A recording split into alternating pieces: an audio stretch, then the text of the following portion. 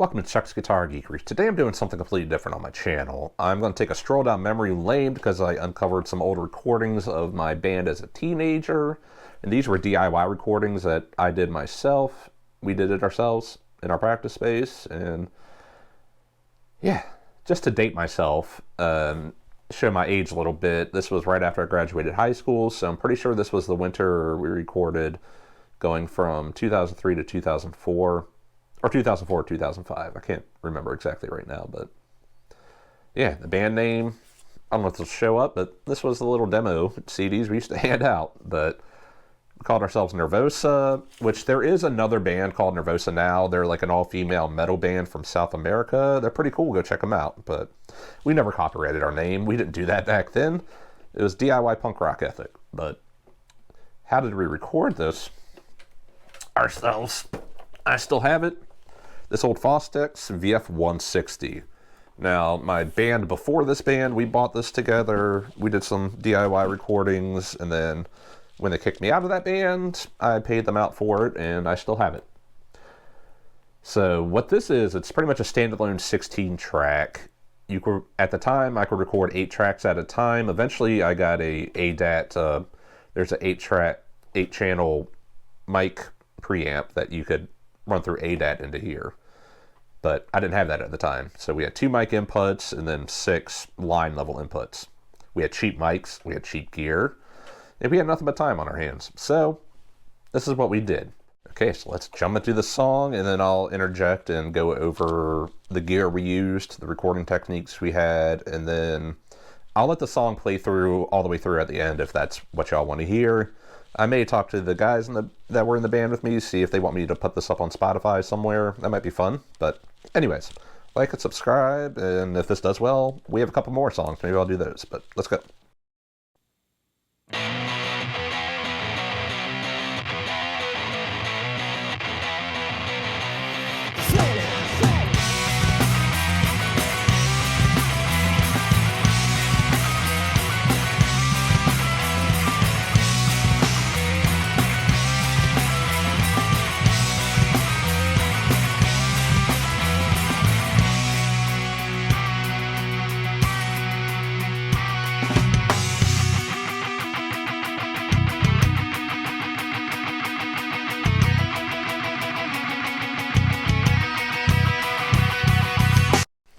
Okay, so quick rundown on the equipment we used. So everything was recorded directly into the Fostex.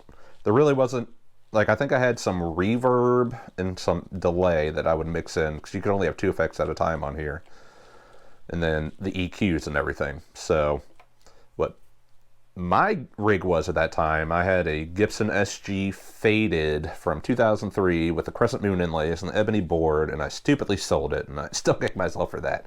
But that was the guitar I was using. I probably wasn't set up right as far as intonation. I did my best with that. But for the amp, I had a Line 6 Flextone 2 head. So it was pretty much a Pod 2.0 with a 200-watt stereo power amp. And I had a 212 cab with Eminence Texas Heat speakers in it.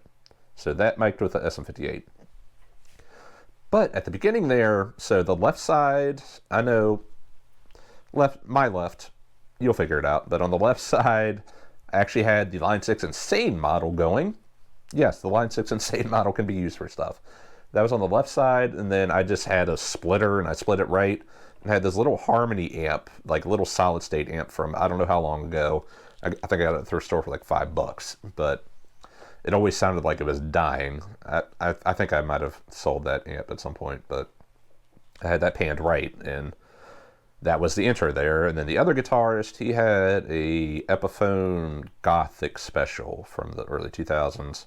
But he had replaced the bridge pickup with a humbucker size P90, some generic one, and then he put a Gibson 59 humbucker in the neck of that one. And I always thought it was a good sounding guitar. He still has it. But then the bassist, he had an Ibanez 5-string. I can't remember if it was active or not, but he had a PV bass head, an old school one that was his dad's, into an Ampeg 8x10. And that was probably mic'd with a kick drum mic. And let's get into the drums. At that time, our drummer had the cheapo Pearl Forum set, but he was always good at tuning his drums, so they always sounded good to me. And he had it set up like Travis Barker was his idol at the time. So that was the setup. Let's go a little further.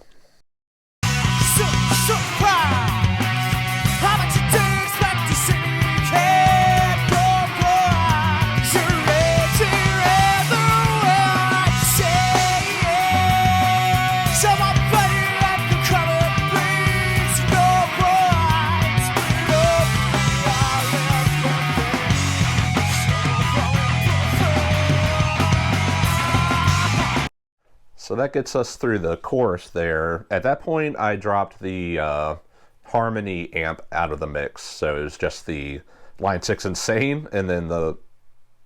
Did I say the amp the other guitars had? It was a Marshall JCM 2000, but he had a crappy Fender 4x12, but that's what we had. But the vocals, it was this mic, this MXL. It was the cheapest condenser mic on Musician's Friend at the time. And we had a Samson 4-channel compressor, stereo compressor. So there was a master compressor on the Fostex here, but you couldn't add compressor to individual channels. So if you wanted something compressed, you had to do it as you were recording it. So I don't remember what settings I had on it, and that compressor stopped working a while ago, so I don't have it anymore. But the vocals were compressed going in, and then the drums, the kick drum, the snare, and the overheads were compressed going in. The toms, I couldn't compress. But I'm pretty sure for the drums, I had both the top and the bottom snare mic'd. And then for the kick drum, I had 2 channels. This was an interesting thing, because when I first went to college, my first 2 years community college, I majored in music, and my local community college had a sound recording program that they were like piloting for those 2 years. So I got to learn in a studio. The only time I've actually ever been in a studio, I've never actually paid for studio time, because I was like, hey, I learned how to do it, DIY, let's go. But so the teacher there taught us, because a speaker can be a microphone, a guitar speaker. So I had this crappy little Rogue 20 watt, I think it was a 1x8 combo, that the amp part had blown on it, but I just hooked up 2 wires, then a 1/4 inch out from the speaker itself, and then plugged it in, and it just captures all the woofy low end of the kick drum. So that combined with the, I think we had a Nady drum set, Nady drum mic set. So it was the cheapest drum mics on Musician's Friend at the time, and that's what we had for the overheads. Then the toms, one of the snares, and the kick attack. So I had those the 2 kicks blended there. Yeah, keep going.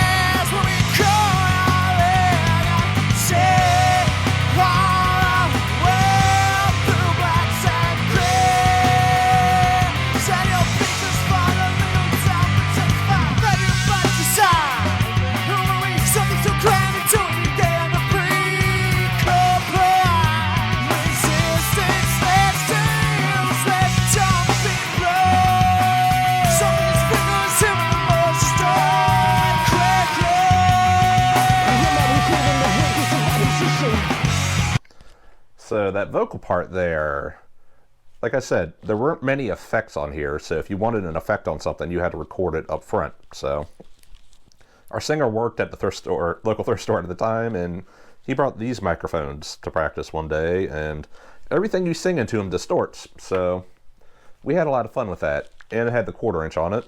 You could run it through pedals if you wanted. So you had to get creative.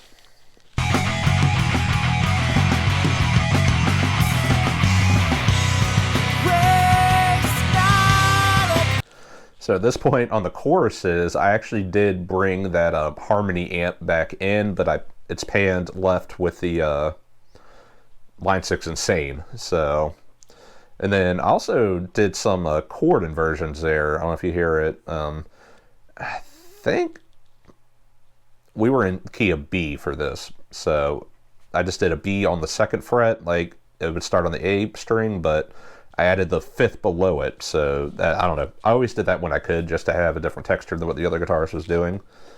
And I don't know. It's fun.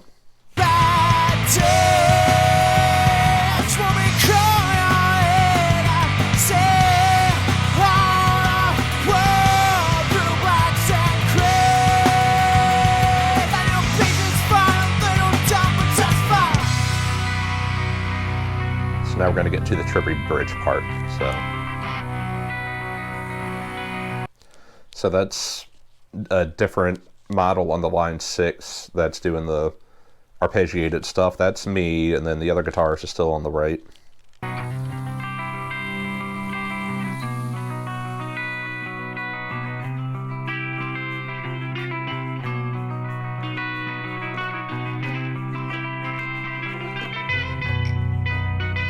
Some random auxiliary percussion coming in the back here.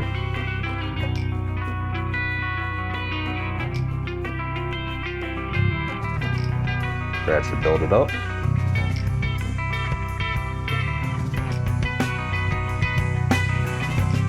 So before all hell breaks loose here, I will bring up that it was the other guitarist that did this solo, but he had at the time, it was a MIJ Fender Jaguar, but the bridge pickup had been replaced with a DiMarzio Tone Zone.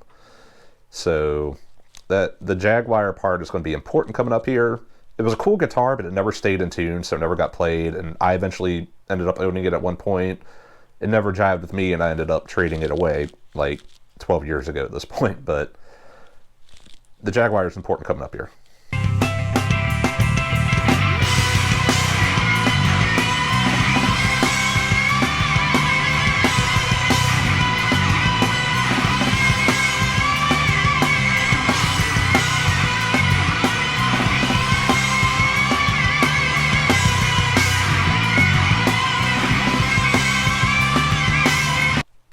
So, why the Jaguar is important there is there's a space from the bridge to the, or I guess the saddles to the tailpiece of the bridge. And we discovered you pick in there and you get these weird overtones, but you also get the sound of the fretted note. So, that's one guitar doing that, but it's just the overtones and the regular note coming through. And a lot of reverb we put on it. That was through that Marshall. So, let's play that back again. Why not? Right about here.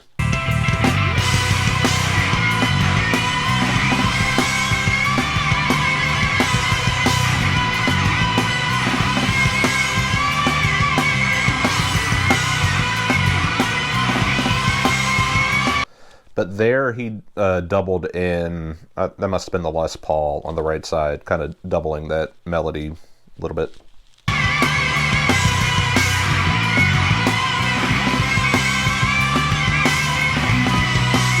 No, actually, you know what that was? I think I just started messing with the panning during that a little bit. Not too crazy, but no. Let's go to the next part.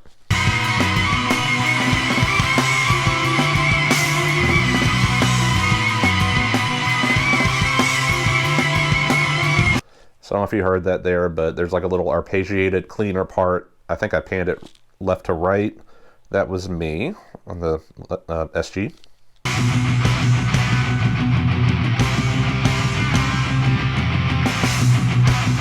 I did a lot of swirling in the mixing at that time.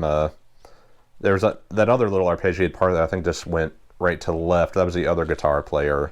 So at this point, let's talk about the mixing process a little bit, because there was no automation in this, and we had stuff kind of all over the place and stuff sharing tracks. So the mix itself was a performance and took quite some time, because especially like because we kind of overlaid vocals, you know. One would have the end of the line fading out while the other one was jumping in, and so it was a lot of playing with the faders. And back in this day, what you would do is you would burn it to a CD and listen to it in the car for your mix, and if something was off in the car, then you'd have to do the mix all over again. There was no automation, so the mixing took a long time on this. But trying to get every vocal line as in the right spot, and then I had all the guitars swirling, and it was all over the place. But anyways, let's finish it.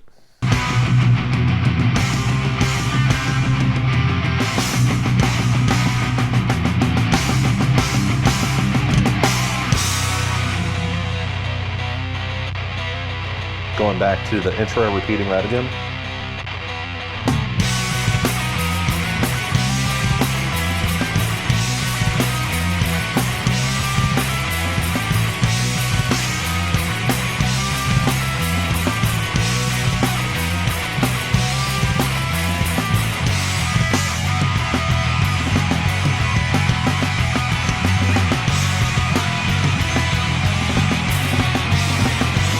That's me doing the octaves.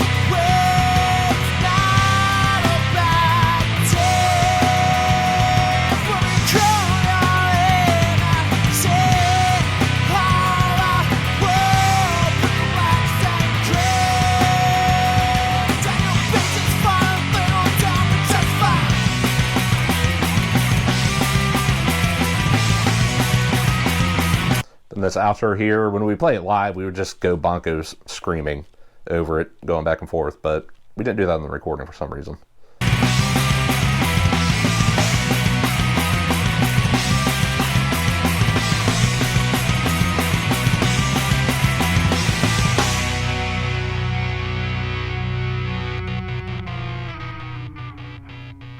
That's ESG there, doing the cutting in and out, and a long fade out. So yeah, I'm trying to think if there's anything else about these recordings. We do have, luckily the bassist took a bunch of pictures, so, and we still have some of those pictures, so I'll put some of those up over the screen as I'm talking about it. But yeah, so back in this day, I think we did have a website, but had a little press package. Here's one I never sent out for some reason. I still have, but you have to put a CD in it. We'd send to record labels. The sticker from the website we used to have. We stopped paying for that. That was back in the day when you had to have that weird friend that knew how to code, and he would have to build you a website, and you'd pay him. And then you'd have to pay him to upkeep it. But yeah, stroll down memory lane here. Honestly, I think for what it was, the cheap mics, the cheap equipment, like we weren't in an acoustically good environment. Actually, I think a lot of my my guitars in here I actually recorded in my bedroom. I didn't record it with them because I had the 16 track. I took it home. And I had a lot of fun with this back in college and late high school days. But then actually this 16 track became the live mixer. I started doing the cover band with these guys like 8 years after the original band broke up. And this was the live mixer. It had all the effects. It had the ins and outs I needed. And then if we wanted to record a set, just hit record, and with the ADAT mic preamp, we could record 16 tracks at a time. Because it wasn't long after this, I finally got a basic Pro Tools setup, which back then was the original M box. And it's buried over there. But yeah, that's how we used to record back in the day. And honestly, because a lot of our friends' bands, they would pay for, some dude in their basement that said they had a studio, and it never sounded good. And does this sound the best? I don't know. I think because we were all like 18 to 20 years old when we did this, I think recording wise it holds up. This style's a bit dated, yeah.